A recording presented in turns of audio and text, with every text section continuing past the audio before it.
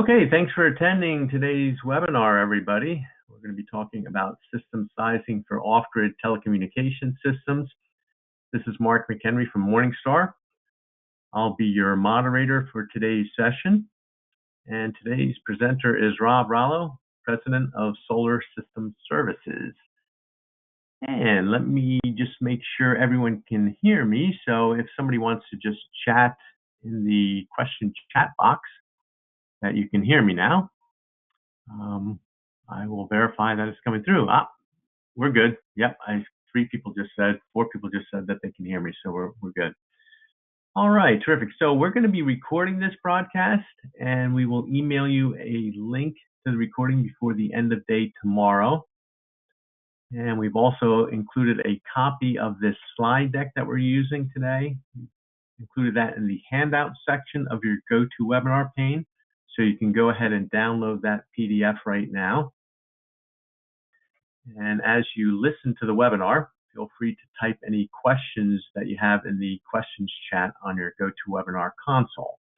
We'll address as many questions as possible as time permits, and any that we are not able to get to, we'll take care of them offline and email you responses to those questions that you might have. All right, so at this point, what I'd like to do is launch a polling question for our audience. And we want to get an idea of what specific telecom application your company is focused on. I realize not everyone on here is involved with telecom, but a lot of people are. So we'll leave this up a little while, and we'll see if we can get those answers coming in. Either select if you're involved with wireless ISP, cellular network infrastructure, SCADA, telemetry, monitoring control, typically for industrial applications, or if you're involved with land, mobile radio, power systems, or answer other if none of these apply. Okay, so I think if we have enough responses now, we'll leave this up for just a couple more seconds. All right, last call. So why don't we share the results now? And looks like we have a pretty even mix. Looks like the leader is cellular network infrastructure by a little bit, if I don't count the other. Okay, terrific. So thank you for doing that, folks. We're going to close that out. And let's go ahead and continue. We'll take a look at the agenda for today. I'm going to start off by providing a brief introduction about Morningstar and our guest speaker, Rob Rallo of Solar System Services. Rob will then cover some definitions of terms and the IEEE standard that he follows to implement telecom system sizing. He'll address solar insulation and then provide load array and battery calculation examples. After that, he'll talk about charge controller considerations and positive grounding. And then we'll end with a summary and a question and answer session. All right, so let me go ahead and share some information about Morningstar. For those of you who don't know, Morningstar is a U.S. company that conducts business through distributors and resellers all over the world. Since 1993, we've been a leading supplier of solar charge controllers and inverters with the same ownership, same management, and distribution partners throughout our history. We pride ourselves on our product quality, reliability, and innovation. And over 4 million Morningstar products have been supplied worldwide since our founding. Now let's go on to today's presenter. So today's presenter is Rob Rallo, President and CEO of Solar System Services. You see his website, solarsystemservices.net. He has 30 years of experience in off-grid power system design, and he's an active member of the Institute of Electrical and Electronics Engineers. We're going to take a look at the services that Rob provides. Those services include system sizing, engineering design, technical writing, troubleshooting, training, and other services. So Rob, you can go ahead and take yourself off mute if you're ready, and go ahead and start with your presentation. Thank you, Mark. Thank you for the introduction. So today we're going to cover how to size the And major components. checking the Uh, audio. I do not hear you at the moment, Rob, so maybe you still have yourself on mute, or maybe there's an issue with the audio. Mark, can you hear me now? If you can hear me, you can go ahead and advance the slide one and then advance it back so I know that you can hear me.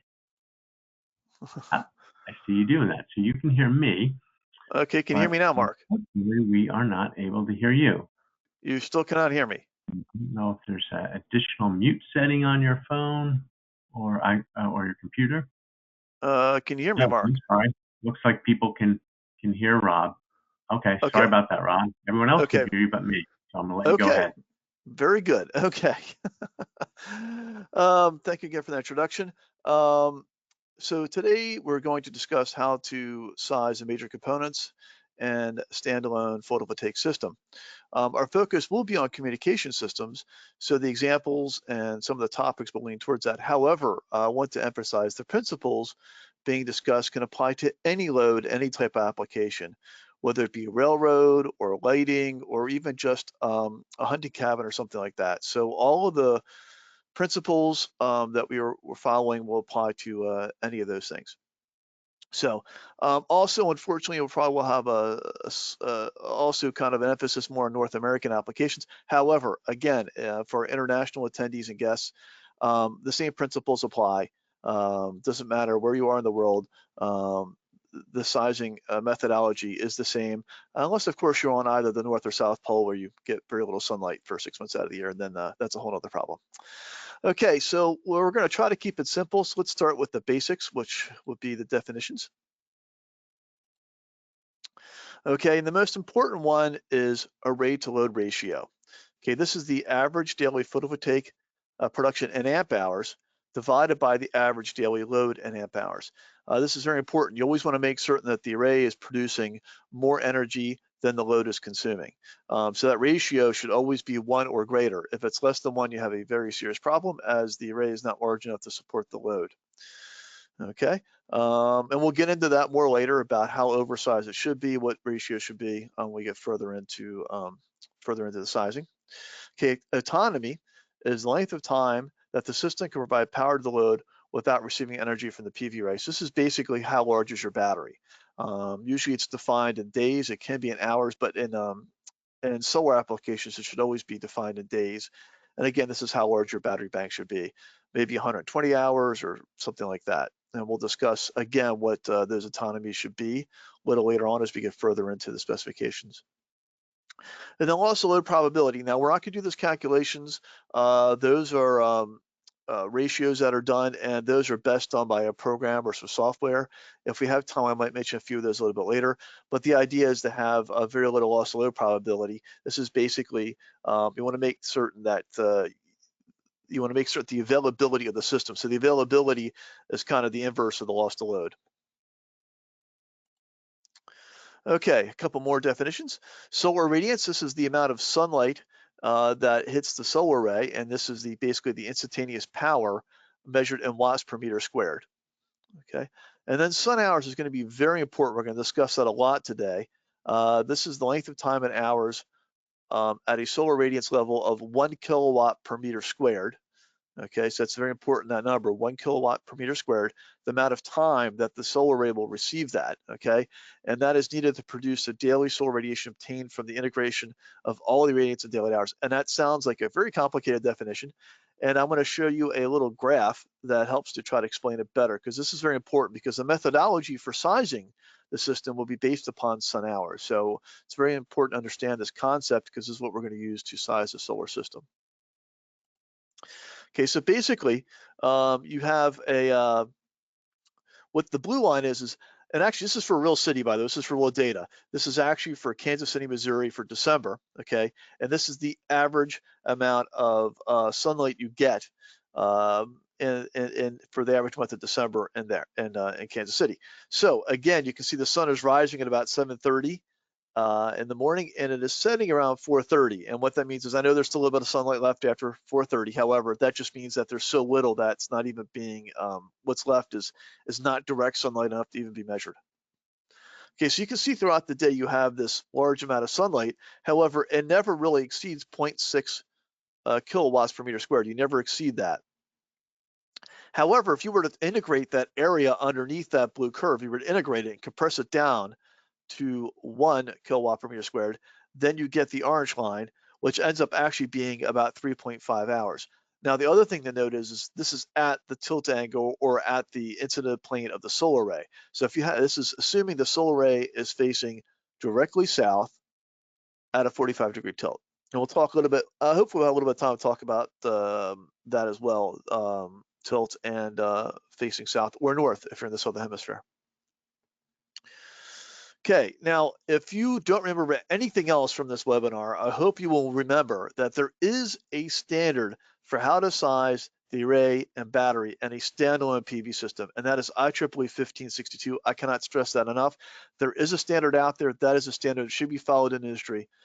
Again, for sizing the array and the battery in a standalone PV system. What that means is the solar array is the only source of energy for the system.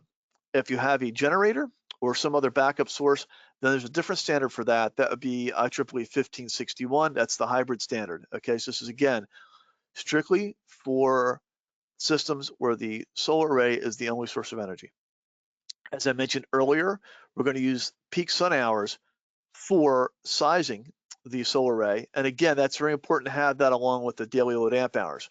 We'll talk about loads in a little bit more in a minute. Also to let you know, most of what I'm going to present and discuss comes directly from that standard, from IEEE 1562. So I will make references occasionally to where that comes from in the standard. In this case, the peak sun hours mentioned and the daily load amp hours is from the introduction. Again, the sizing is based, and this is also another important thing to understand. The sizing is based on the month with the lowest solar installation and the greatest load. And the reason that comes up is I know most people think in the northern hemisphere that's going to be in December, but not always, because it's with the greatest load. So if you have a cooling or air conditioner type of ventilation load on your site to cool your telecom equipment, your communication equipment, that cooling load may actually be greater than the sun can produce in the summertime. So all of a sudden, your worst case scenario may actually not be the winter, but it may be in the summer because you have a cooling load that is greater than normal. So keep that in mind. So unfortunately, you need to check it for each month. So if your load changes throughout the year because you may have a seasonal load, then you will need to run those calculations in each month to determine which month is the worst case, and then size the system for that worst case scenario. Okay. Another important thing to keep in mind is the solar array is sized to replace the energy in the battery that is consumed by the load, as well as losses and other inefficiencies. Okay, so as I mentioned earlier about array to load ratio, you never want just 1.0 because you always want a little bit extra for various things. One of those things is for the losses and efficiencies, and also because there are days when you have no sunlight, so you need your battery to recover after those days. So you always need to oversize it by a little bit, and we will discuss those a little bit further when we get further into the sizing. And again, that comes out of section 4.0 of the standard. Okay, also, it's very important to understand that the performance of the system will only be as good as the data used in sizing, okay? That specifically means the load and the available solar resource. In other words, how much sunlight do you get in that region? And how big is the load? I know it's very difficult for some people to try to calculate and compute the load, but that's extremely critical in order to size the system properly. An undersized system is going to be really horrible. It will cause the load to fail. It will cause premature failure of the batteries. That is something you most definitely do not want. So you can always oversize it. However, when you oversize the load, you just end up spending more money and making it less cost effective. So it's nice to have a balance there. But generally, if you're going to, it's generally if you're going to have if you're going to make a mistake, it's better to make a mistake oversizing the system because again, you'd rather have the system function than not function, or to not damage the batteries. Batteries now are typically about 40% of the cost of a standalone system approximately. So it's not a component you want to have to place quickly. You want to try to make those batteries last. And generally a good solar battery can last about 5 to 8 years. So if you're not getting 5 to 8 years out of your battery, presently you may want to either check the quality of the battery or the design and size of the system or how the battery is being used because they should typically last about 5 to 8 years. Okay, again, also, the sizing system is also kind of dependent on the critical nature of the load. I know we talked about this being a communications focus, so that's going to be a critical load, so we'll look at that. But if you have a non-critical load, say like lighting, you may not need to size the system quite as tightly or have as many conservative values in there. Again, if the light goes out at 4 o'clock in the morning in December, I don't think people would care so much. However, if people's cell phones aren't working, that might be a bigger problem. Okay, I mentioned earlier we're going to talk about recommendations for days of autonomy and for a rate of load ratio. And specifically in the standard coming out of clause 6, they recommend 5 to 7 days for non-critical loads in areas with high solar radiation. So again, that would be like non-critical load. I mentioned lighting is a great example of that. And that might be high solar radiation, might be Arizona, Texas, places like that. Places where you get about 5, maybe even 4 sun hours a day, and I'll get into that in just a minute. Sun hours and the amount of sunlight. So for areas with poor sunlight conditions, I'll look at North America again. You got Boston, Seattle; they're absolutely horrible. So areas like that, or if you have a critical load, again, telecommunications I would consider a critical load. You want to make that battery 7 to 14 days instead of 5 to 7, just to have that little extra energy left in there, to be more conservative, to improve that loss, to improve the availability and reduce that loss of load probability. Now, along with that, coming out of clause 9 is the recommended array to load ratio. Okay, and again, for areas that are non-critical with high sunlight, then a rate to load ratio of 1.1 to 1.2 is fine.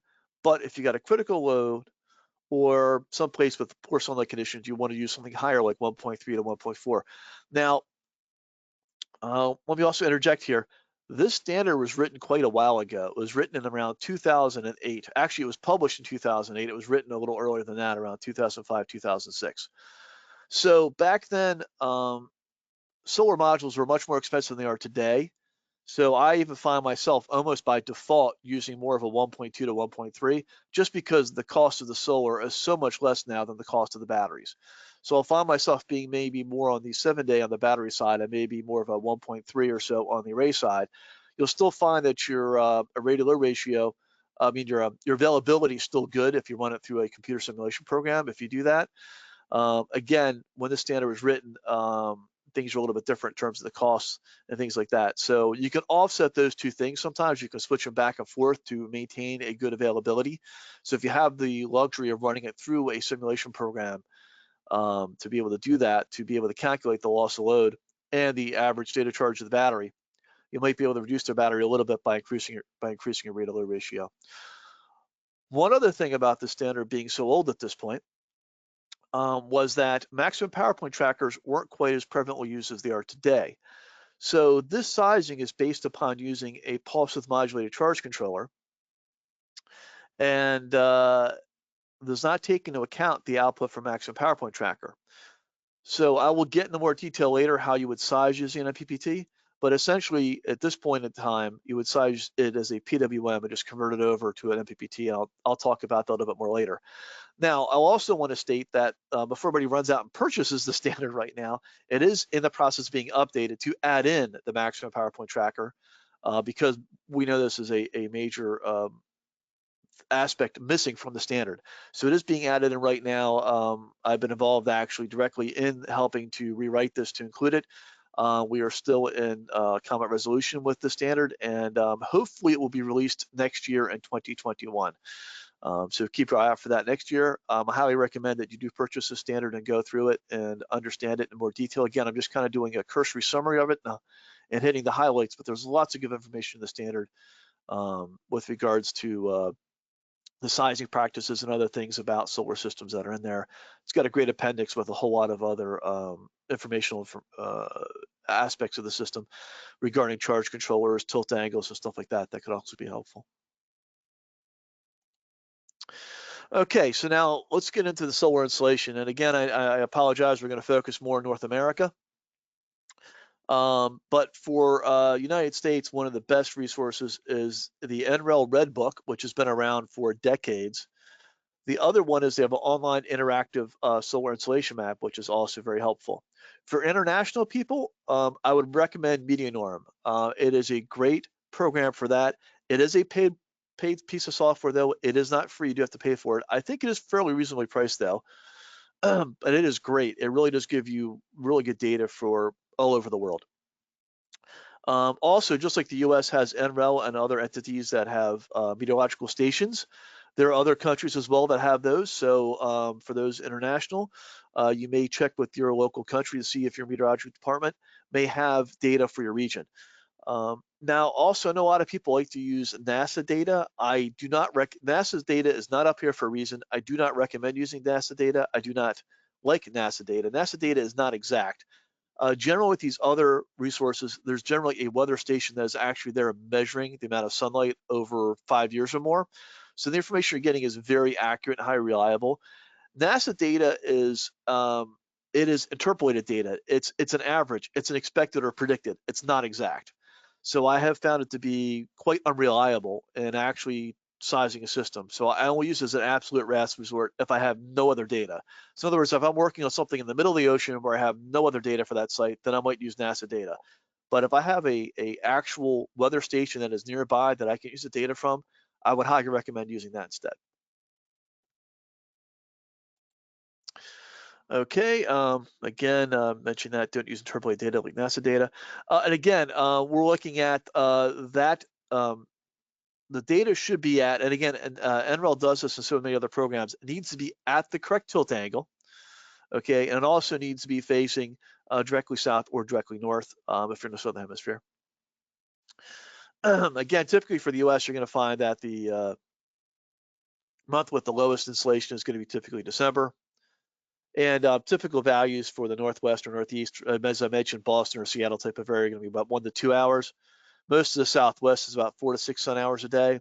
Most of the rest of the U.S. in the middle is about 2 to 4 sun hours a day. Just give you guys kind of a quick map of that.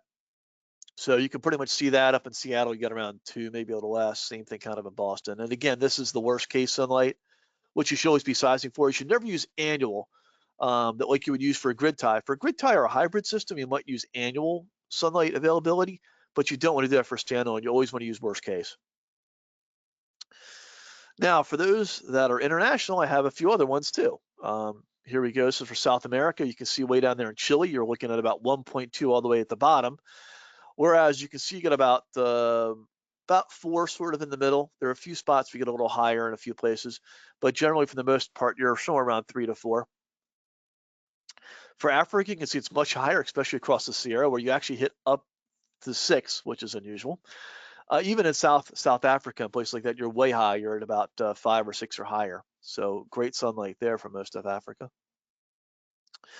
Southeast Asia, if you're looking at Australia, you're looking at around most of the northern middle of Australia, you're doing well around 5. In the southern part, you're around 2 or so, maybe 3. And again, even in Southeast Asia, you're mostly around the 4 to 3 area, approximately.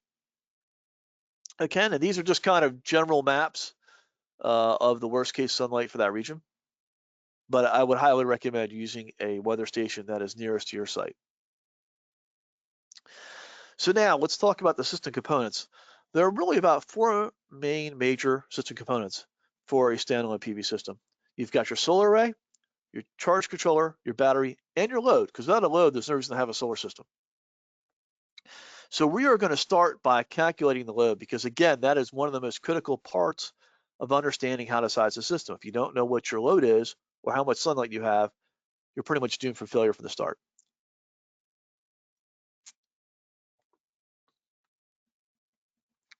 Okay, so again, to size a system based on a pulse modulated charge controller, you need to calculate the load in amp hours, because the batteries really only care about amps. The batteries don't really care about, I know if you're coming from a grid tie part of the world, or if you're working with lithium batteries, they talk a lot about kilowatts and kilowatt hours.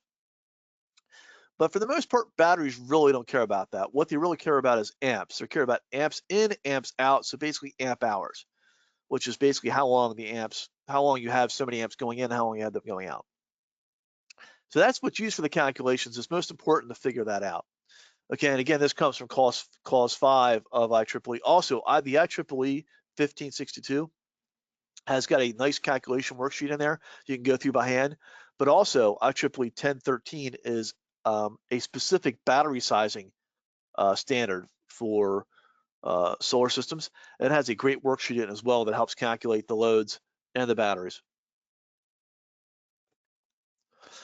So as I mentioned, basically, amp hours are basically just the load current times time.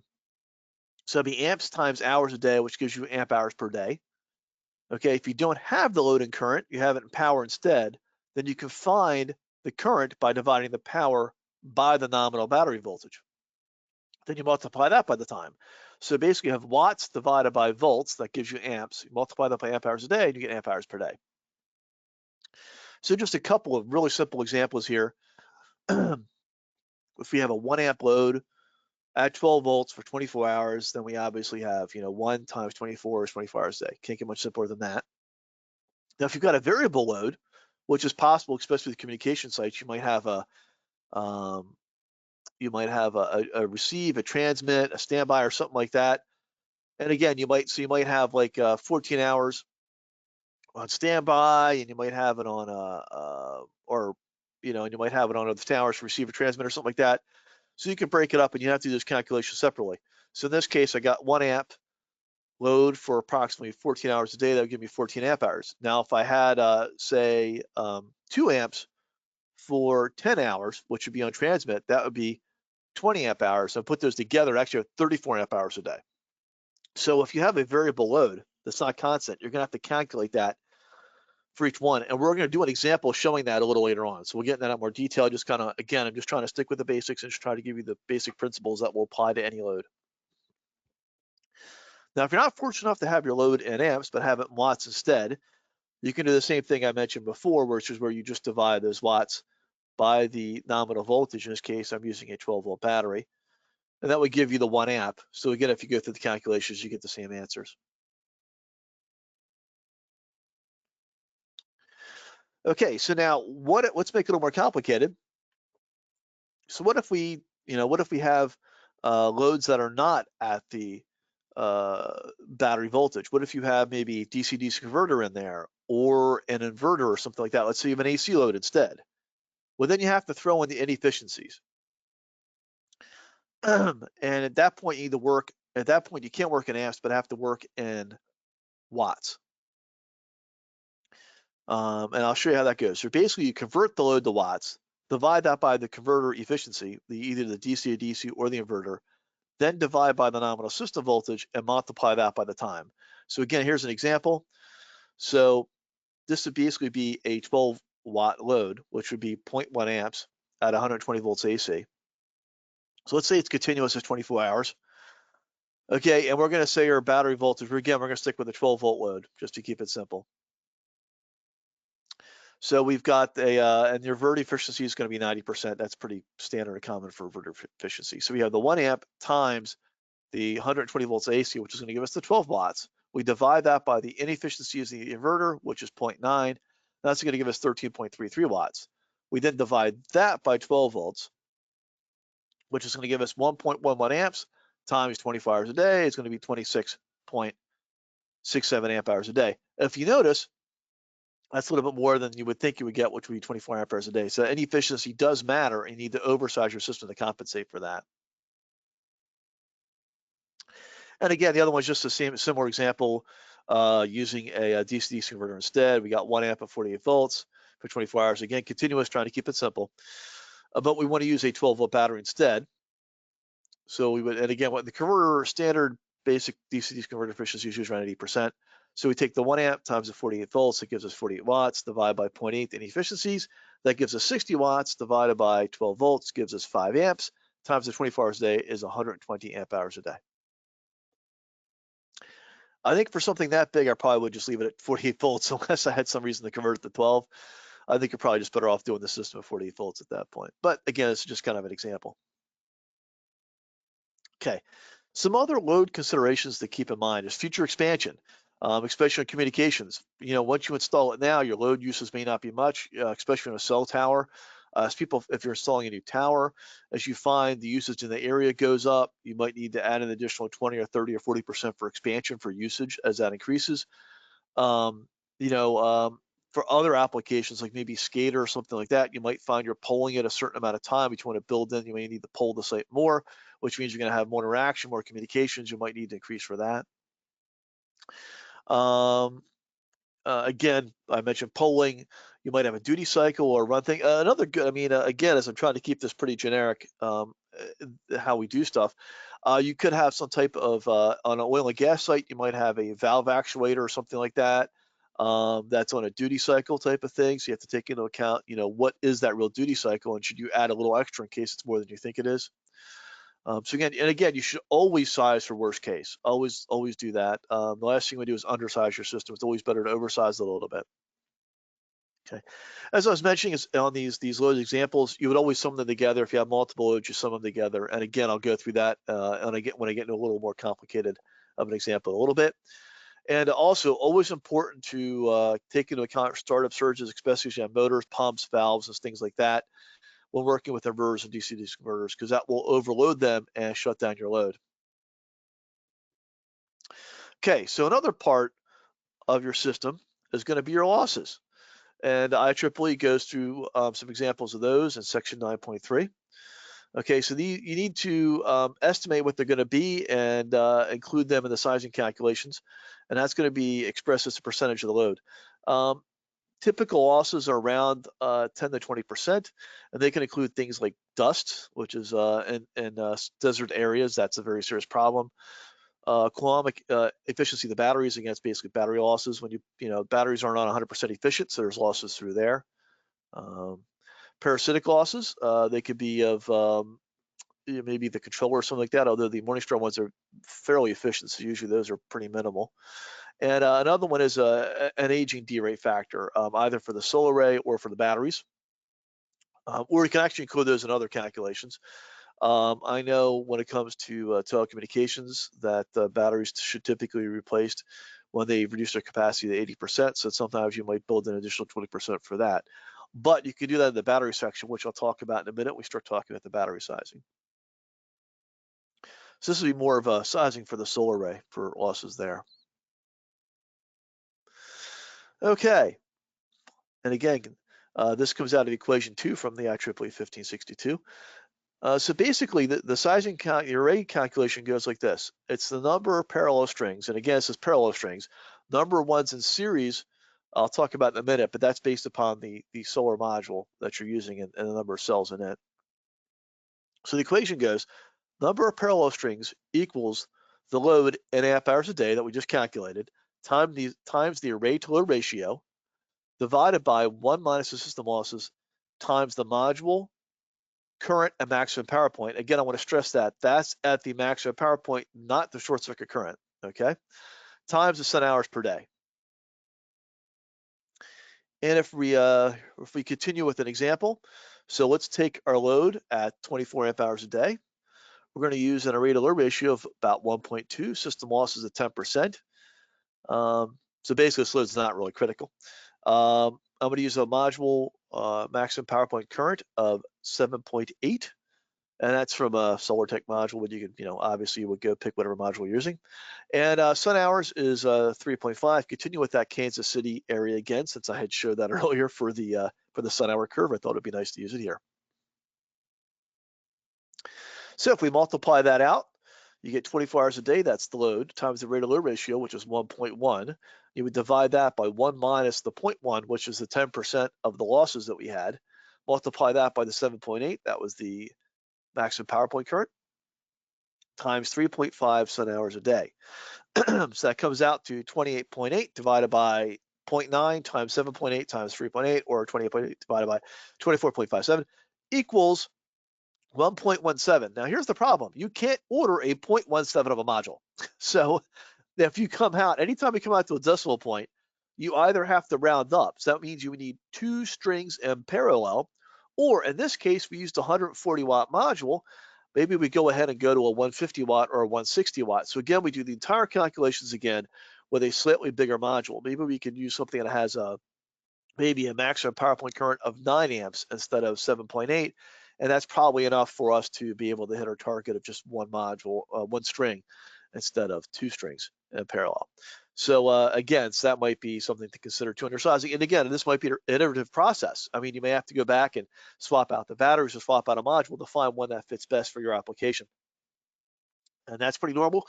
All of this stuff could easily be put into a spreadsheet if you want to make your own. That's also a possibility as well. You can do all this, put it in a spreadsheet, and then adjust it as necessary to have it do all the calculations for you instead of having to use a calculator to do it.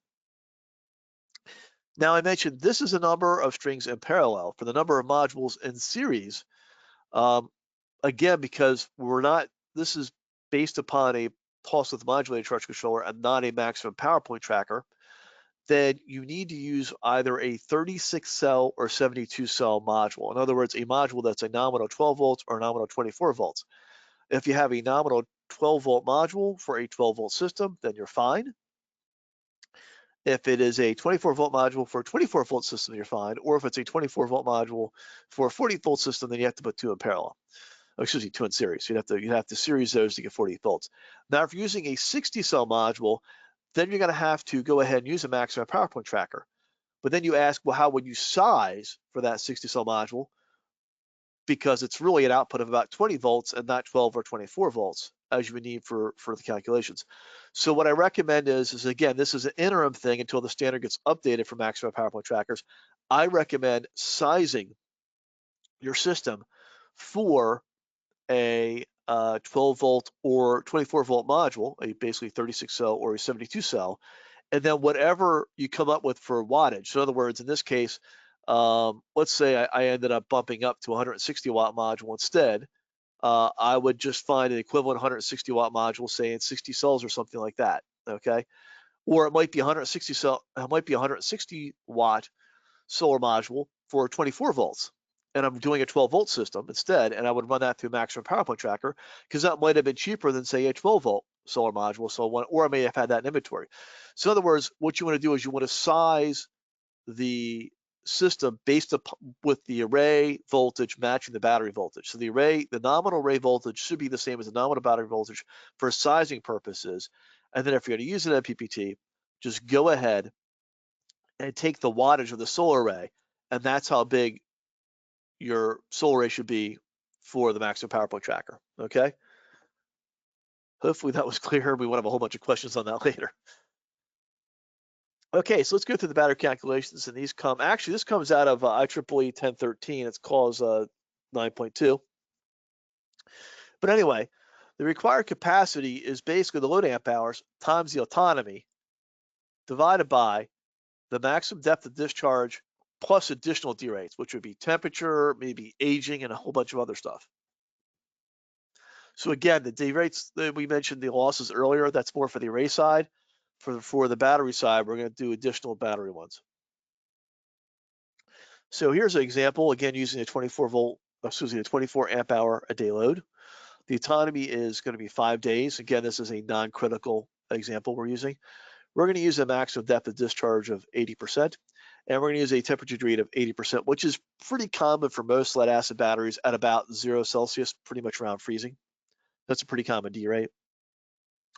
So the formula is pretty simple. Again, it's just the the load amp hours a day times the autonomy divided by these losses. So that's 24 amp hours a day times 5 days, which is going to give us 120 amp hours. Divided by the 0.8 times the 0.8, which is 0.64, we're going to get a 187.5 amp hour battery. Okay, now that's how big the battery needs to be. Now I know you can't get 187.5 amp hour, so the next nearest standard size of battery might be a 210 amp hour or 265 or something like that, or 200. That's fine. It's always better to go bigger. You can't go smaller. Also, keep in mind that battery capacity needs to be rated at 100 to 120 hour.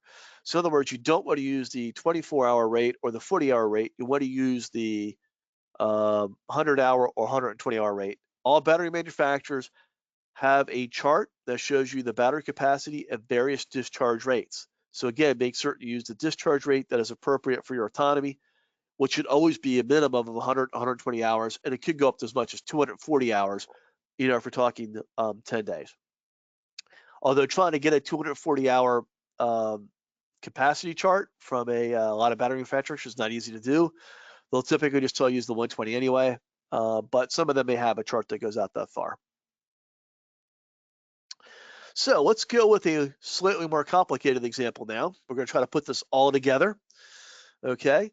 And you can see from this one, we basically have three different, it's going to be for a telecommunications site. We're going to have three different things going on. You've got a base or standby load. Then we're going to have a receive load. Then we're going to have a transmit load, okay? And actually, this comes, again, out of the example, comes out of the IEEE standard. And it is a 48-volt system. And it's because it's communications, we're going to want high reliability, so we're going to use a 15-day autonomy. Okay, and we're going to use a maximum discharge of 80% for our lead acid battery. We're going to use a D rate of 80% again, because we're going to, that's typical for 0 Celsius. But we're also going to add an additional 20% capacity for end of life of the battery. And again, I mentioned that that's pretty common for telecommunications, that at the when the battery capacity is reduced to 80%, the battery will be replaced. So you build that additional loss in up front. So the battery gets that, you're now at the capacity you want in the end anyway. So you build in that aging or derate factor into the battery at the beginning. Okay, so our load is going to be, our transmit is going to be kind of high. It's going to be 10 amps for a half an hour a day. And again, we had all those spikes, but all those spikes added up to about 0.5 hours, okay? And then we have a receive load of 1 amp for 2 hours a day, and then the balance is a standby, which is 0.5 amps for the balance, which is 21.5 hours a day. So if we multiply that out, the transmit load ends up being 5 amp hours a day, the receive load 2 amp hours a day, and the standby 10.75 amp hours a day. If you add those all together, for a total of 17.75 amp hours per day. So going back through, we're going to go ahead, in this case, I'm going to do the battery first, just because it's a little easier. So in this case, we're going to go through the battery calculations. Okay, and you have the 17.75, that's the load, times the 15-day autonomy, times the 0.8, times the 0.8, plus the additional 0.8% capacity. So, or the 80% capacity left. So that's going to equal 26.25 amp hours divided by 0.512. That's a lot of losses. So basically, we're doubling the size of the battery, essentially, for all of the losses on top of a 15-day battery. So this thing is going to be huge. Okay, so it comes out to basically a 520 amp hour battery, and that's at the 360-hour rate. Again, I doubt you'll actually get a manufacturer that'll give you that rate. If you can get 120 to 100 to a 240-hour rate, you'd be lucky. But again, if you could get one, you could get it for that. And that would be, again, we're talking about 48 volts DC. And I know most telecom sites are also positive ground. We will address that a little bit later. So let's talk about sizing the solar array. Again, because we're talking something that's a very critical application, we're going to go ahead and use system losses of 35% instead of a 10 or 20%, which is more typical. We're going to add dust, module aging, battery inefficiency, as well as some other ones in there. We're going to go with a high rate of load ratio of 1.3. And for this application, we're going to go with 5.3 sun hours. We're going to say it's a mountaintop in the Arizona, or it could be even New Mexico type of region or something like that. And I decided to use a 24-volt module for this application. And again, we're going to need to put 2 of these modules in series to get 48 volts for this application. The module is 360 watts with a maximum power point current of 9.18. So if we plug all of that into our formula, again, 17.75 for the load times the 1.3, that's the rate of load ratio, divided by 1 minus the 0.35, that's our losses, times the module peak power point, which is 9.18, times the 5.3, which is sun hours a day, equals 23 divided by a whole lot of other stuff, which is 23 divided by 31.62 equals 0.73. So again, I don't have a 0.73 of a module, so I'd have to use the whole module, which is fine. So basically, we're going to have one string of 2 modules in series. So essentially, we need 2 modules for the system because we need to do 40 volts. So we have 2 12-volt modules in series. Now, that means we're also going to have, because these modules are 360 watts each, we're going to have a solar array of 720 watts.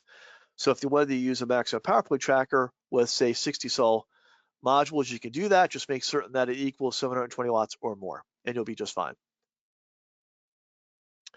So that takes care of the load calculations, the battery calculations, the array calculations. So we've pretty much sized the system except for the charge controller. Well, what do we need for that? Well, let's look at some other requirements we might need for the charge controller.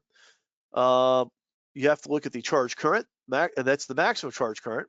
Okay, you want to look at your maximum open circuit voltage of the solar array, especially if you're using a maximum power point tracker with a higher input voltage. You look at your nominal battery voltage, temperature, and if you have noise issues, especially on a communication site. Whether you want pulse-width modulation or whether you want MPPT, and also whether you have if you have a positive ground system, you might need to look at that as well for how to use that charge controller for the application, and any other special features you might need. And we'll talk about some of those, like data logging and meters and stuff like that. So in this example, our maximum charge current, actually, I should say, also you want to size the charge controller not for the peak power current, but now you want to size for the maximum or worst case current, which would be the short circuit current, which for that module now is 9.7 amps. Okay, so the charge controller needs to be able to handle that plus some additional losses. NEC recommends you put in another 1.25 for cont enhancement, another 1.25 for safety factor. So you would need to put quite a bit extra in for that. And again, I mentioned the power of 720 watts. That would be if you're using a maximum power point tracker.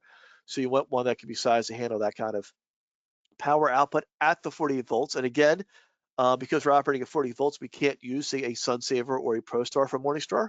We're going to have to use a TriStar product instead. And again, I've got the open circuit voltage of 94 volts for these two modules in series, and that's before temperature correction. Remember that as modules get cold, the open circuit voltage goes up. So you may need to compensate for that. Now, the TriStars have a high array input of voltage input of 150 volts. So I'm not even going to bother doing those temperature correction calculations because I know my 94 volts is nowhere near the maximum limit of 150 volts. Even with some temperature correction, I'm not going to have to worry about that. And again, what is the operating temperature? And if you need to meet FCC for noise and stuff like that. Okay, so in this example, a couple of good options would be either the Morningstar TriStar 45, which is the pulse-width modulated one, or the MPPT 30. Either one would be good for this application.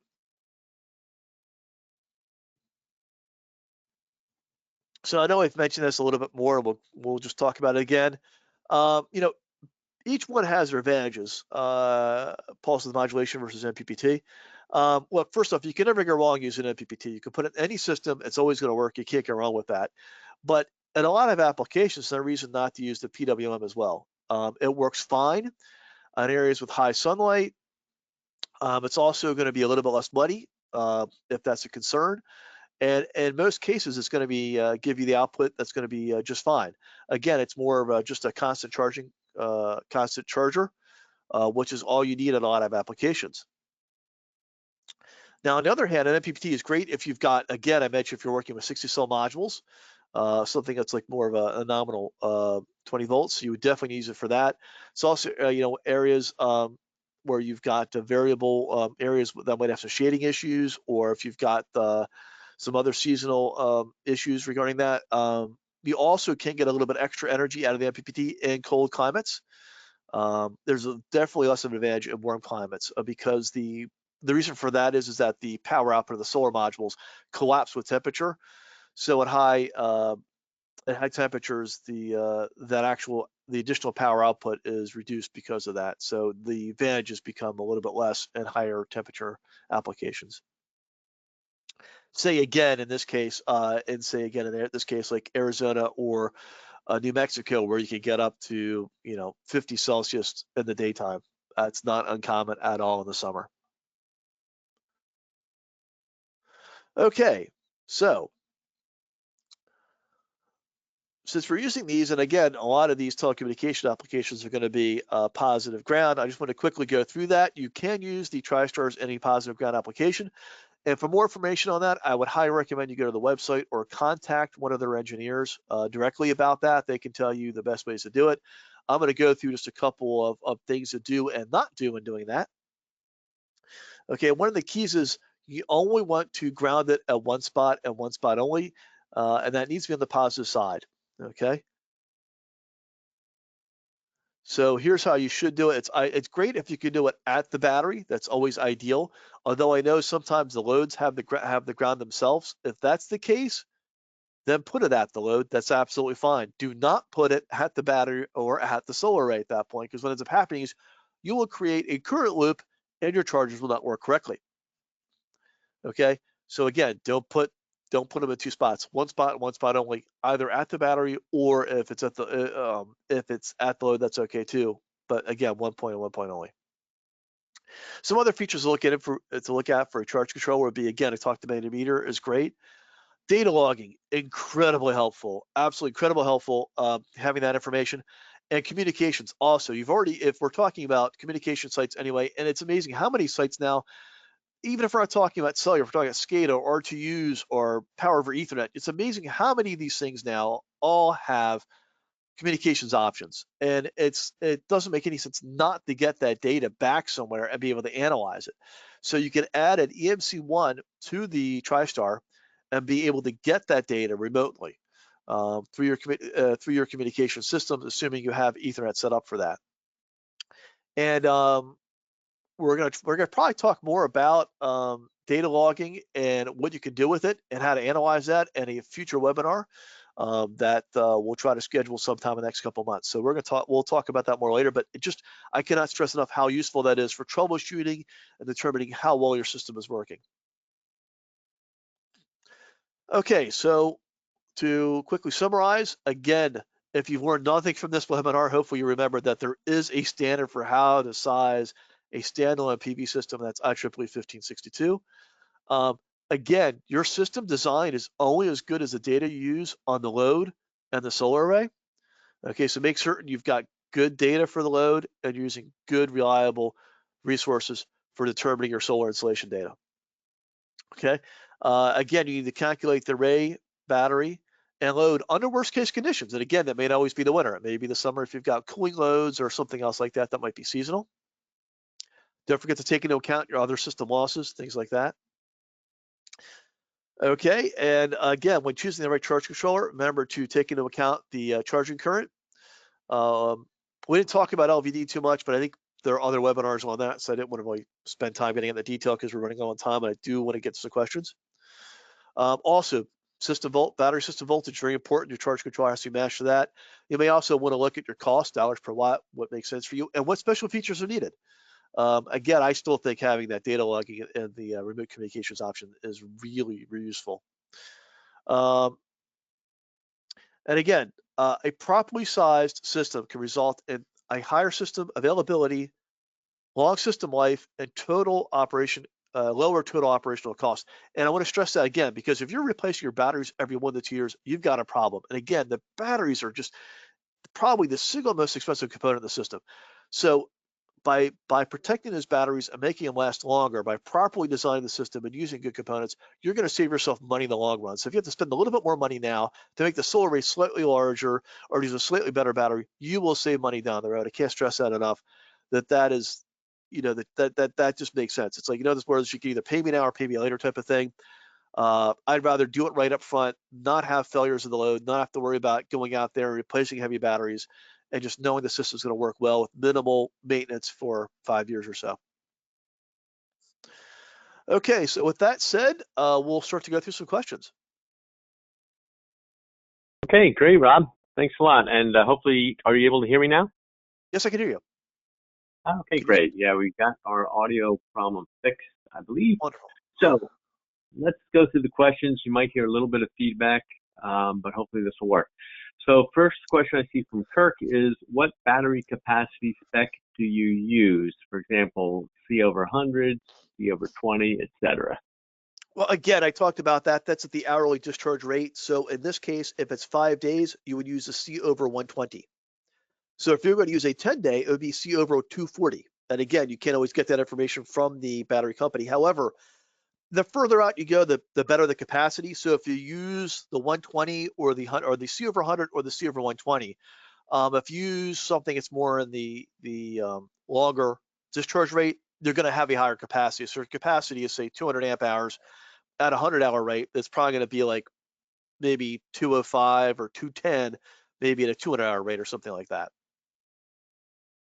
Okay, very good. Thanks for that question. Thanks for the answer. Next question I see coming in from Freeman. Question is, when converting from watts, why do you use nominal battery voltage? That is a good question. That is what the standard uses, and what ends up happening is that they're looking at more of it's more of a conservative way to do it, based upon the nominal voltage of the battery during discharge. So I know a lot of people use a higher voltage than that because they're thinking of the average voltage during charge, but you have to think of the average voltage during discharge as well. So if you use the nominal voltage, it just ends up being a more conservative way to size the system. Okay, very good. Several people have asked questions about whether they can receive the slides, and yes, the slides are in your handout section of your GoToWebinar pane. So you can just go to handouts and click on that. You can download them. And I will remind people that I know that was a lot of information in a short amount of time. If you want to, you will receive this recording. The link to it will be sent by email. You can always go back and review any part of it again if for some reason you didn't quite understand it, or if I went too quickly through something. So you have that option as well. Okay, very good point. And that'll go out actually tomorrow. You'll receive that from GoToWebinar. So check your spam filters if you don't get that, but that will go out and you'll get that link. Let's see, next question. Let's see. All right, I have another question here. It says, if you have a depth of discharge of 80%, excuse me, looks like you're saying if depth of discharge is 80%, can that reduce your cycle time battery life by 50%?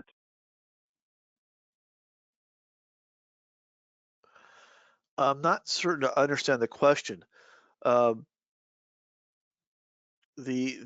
80% is the maximum depth of discharge of the battery that you want to go to. And that is because if you discharge your battery 100%, you get very few cycles of that, and it will not survive very long. Now, if you want to use a depth of discharge of 50%, which is also quite common, especially when using lower quality batteries that aren't used to deep cycling or heavily cycling, then that can increase the cycle life of that battery. So again, the depth of discharge is based upon the number of cycles you can get from a battery. Like typically at 80% actually, typically is it 80% or 50%? I think it's 50%. You can typically get about 500 to 1,000 cycles out of that. Now, keeping in mind that even though we're sizing to an 80% depth of discharge, because we're using a 5D battery or bigger on a daily basis, the battery is typically only being discharged 80% or less, which is another reason to go to a higher autonomy, is because then you're kind of really shallow cycling the battery on a daily basis. So I'm not sure if that quite answered the question or not, but yeah, again, the depth, how far you're discharging the battery will determine the number of cycle lives you can get out of the battery, and therefore the overall life of the battery. Okay, and I presume you're talking about lead acid batteries. You have lead acid batteries in mind when you're naming those. Correct, or NiCad, but yeah, primarily lead acid. It doesn't matter whether it's flooded or valve regulated. Again, lithium actually has a number of cycle lives as well, but they're slightly different on that one. But if you look through the literature on those, they'll give you more information on what depth of discharge to use. They can't go 100% either. So they'll talk about a lot, and they'll shut down, which is what they'll kick you off anyway. They have battery management systems that will actually protect the batteries, and they will basically shut down at that point. So you would just need to read the literature there as to how to handle that with them in terms of what the maximum depth of discharge is on those. Or a lot of times they will state what the availability of the battery is. You'll see I don't know, you might see a lithium battery has a capacity of say 14 kilowatt hours, but they'll say usable capacity 12.5. So that's what you would use and not the 14, because they've already taken into account you can't get the full capacity out of the battery.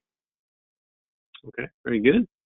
I see a question here that reads, how can we estimate or calculate the system losses?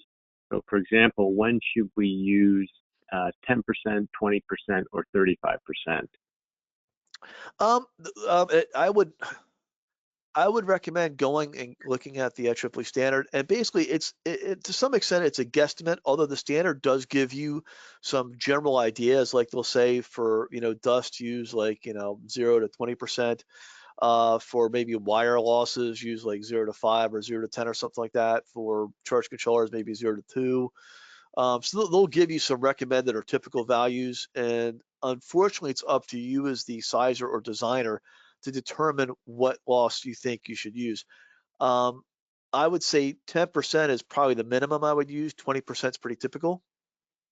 Um, and again, if you've got something that's critical, like again, a telecom system, you might want to go higher to like 30 or 35 if you start adding in a whole bunch of other additional ones. There used to be, you don't get this so much anymore, but in the old days, you used to have what they call module mismatch.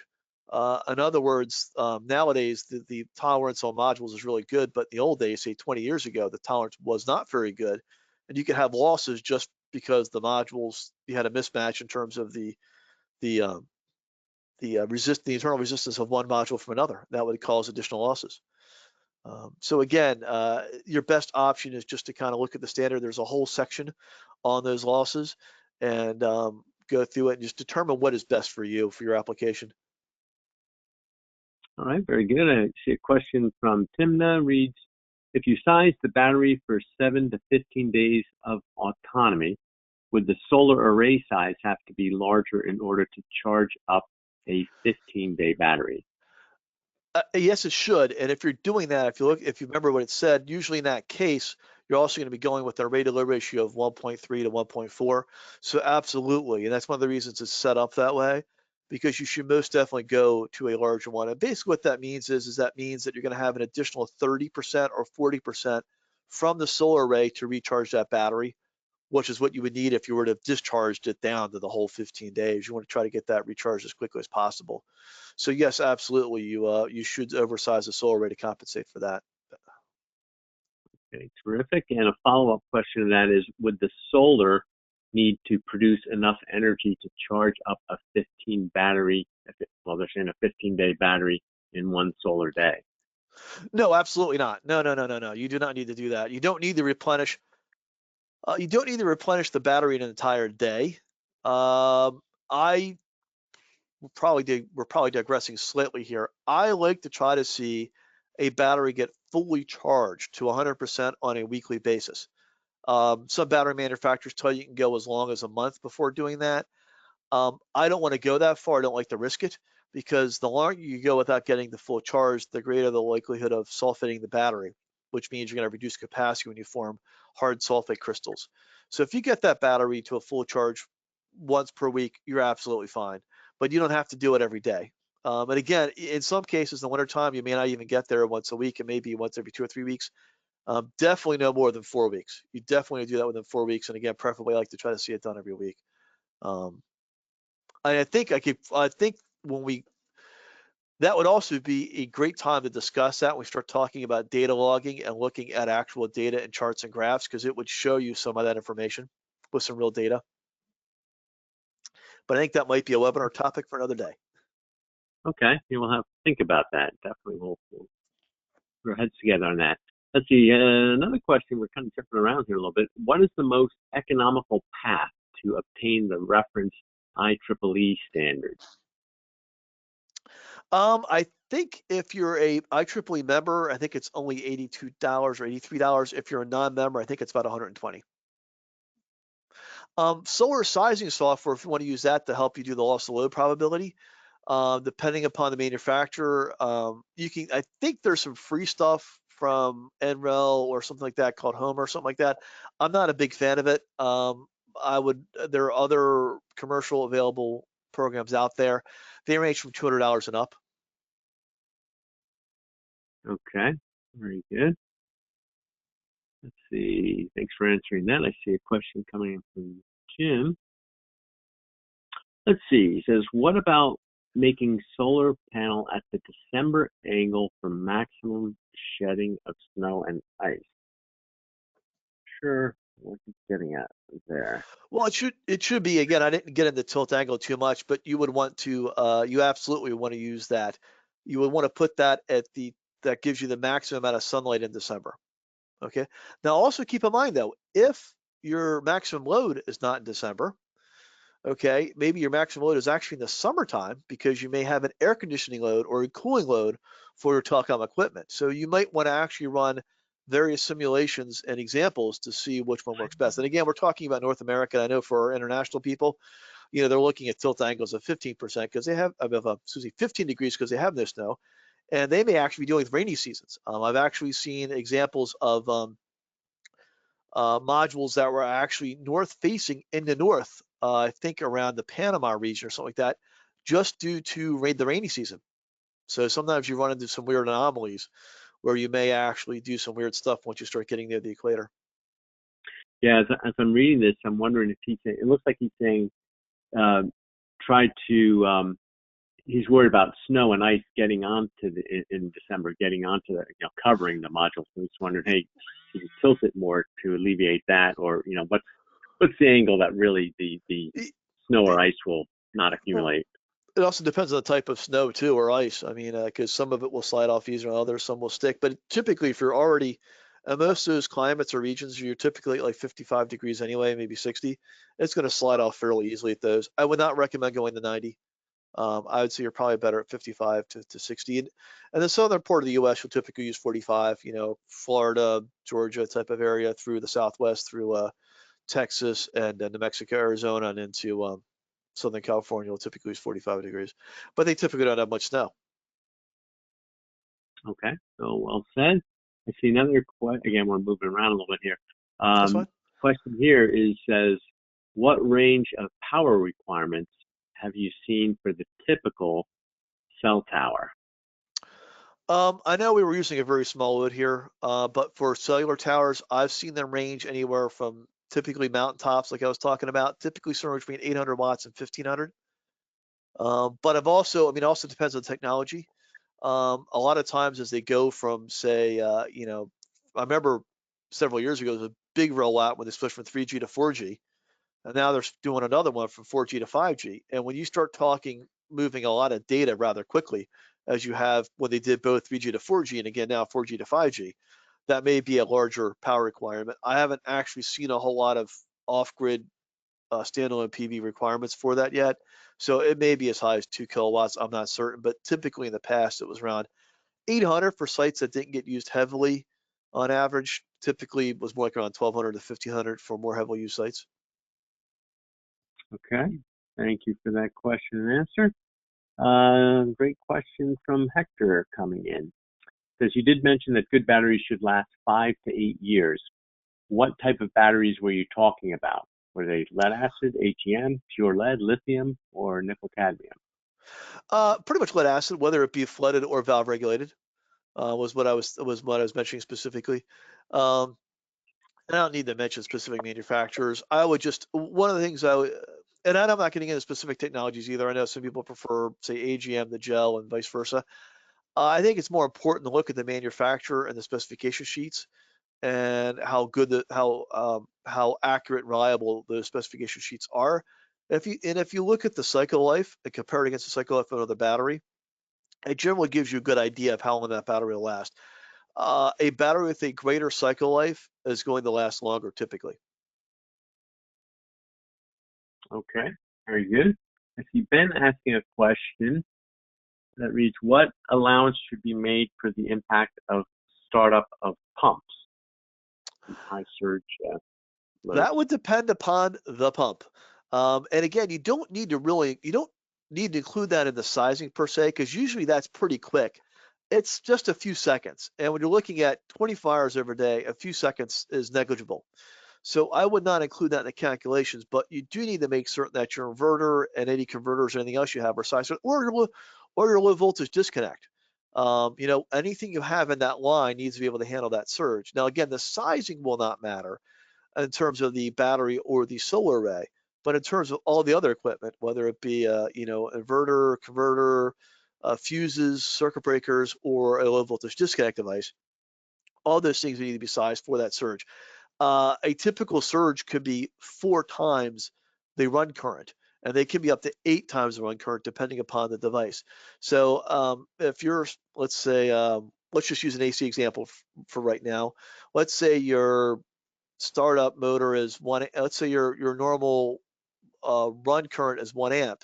You might find a startup surge of 4 to 8 amps potentially on that. But if you look at the spec sheet for that device, they're going to have what they call, they'll either have it in there somewhere. You'll see it as they'll either call it startup, or generally they'll see it as a FLA, which stands for full locked, or sorry, FLR, full locked rotor, or full lock amps, or something like that. So you typically see it on a spec sheet. They'll have normal run current, then they'll have another current, peak current, maximum current, startup current, locked rotor current, full lock amps, or something like that. You'll see it on a spec sheet somewhere, and that's how you know how to do it. Okay, great.